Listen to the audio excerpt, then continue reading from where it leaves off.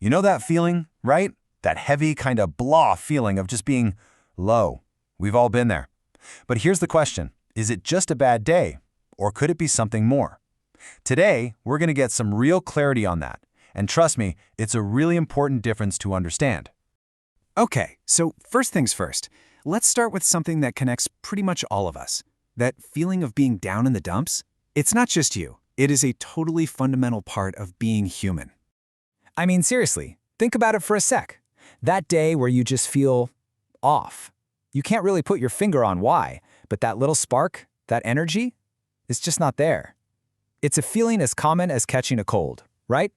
And of course it happens. Life is demanding.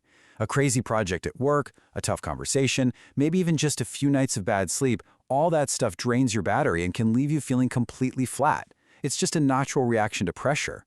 But, and this is a big but, here's where we have to draw a very, very clear line. There's a huge difference between a temporary low mood and the more persistent condition of depression. And knowing that difference, it's absolutely key. So let's break this down side by side. Think of a low mood like a rain cloud passing overhead. It's temporary. It's usually tied to something specific, like that stressful day we talked about. And a good night's sleep or just getting out for a walk can often clear it right up. Depression, though, that's a whole different weather system. The word we really need to focus on is persistent. This isn't about a bad day or two. This is like a heavy fog that settles in for weeks or even months, and it just doesn't lift no matter what you try to do.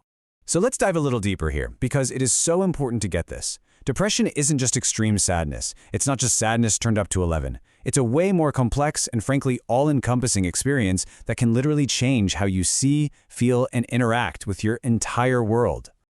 Look at the words here: heavy, persistent. It's a weight. It's a weight you carry with you everywhere, and it just doesn't go away. And it's not just some internal feeling. It actively gets in the way of your daily life, making the simplest things, the easiest tasks, feel like you're trying to climb a mountain. And this shows up in some very real physical ways. Like your sleep can go completely haywire. You're either bone tired but can't fall asleep, or you just can't seem to drag yourself out of bed. Your appetite might vanish, or maybe you find yourself eating all the time. You feel this deep lack of energy, this brain fog that makes it hard to even follow a conversation or read a page in a book.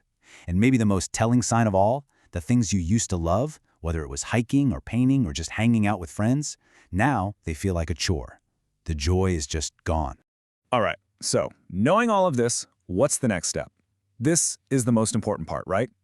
It's all about turning this awareness into actual, meaningful action, either for yourself or for someone you care about.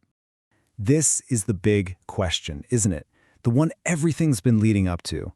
At what point does feeling low cross that line into something that really needs attention and maybe some professional support? Here are the critical signals to watch for. First, that low feeling just won't let up. It's been days, maybe weeks, and there's just no break. Second, motivation, when even the simplest stuff like taking a shower or making a sandwich feels impossible. A huge red flag is that persistent feeling of hopelessness, that nagging, awful sense that things are bad and they're never, ever going to get better. And look, I need to be absolutely crystal clear on this last point. If you have any thoughts of harming yourself, that is an immediate signal to reach out for professional help. That is the single most important step you can take, period. And that brings us to our final and maybe the most important message of all. We really have to start changing the way we think about reaching out when it comes to our mental health. Let's just let that sink in for a moment. Asking for help is strength, not weakness. Recognizing that you're struggling and then taking that step to find support, that is an act of incredible courage. It's not a sign of failure. It is a sign of profound self-respect and true strength. So, I'll leave you with this question. Who in your life needs to hear this message today? Maybe it's you. Maybe it's a friend or your partner or someone you work with.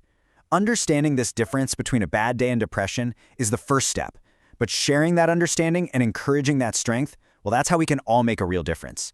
Please don't hesitate to share this with someone who might need to hear it.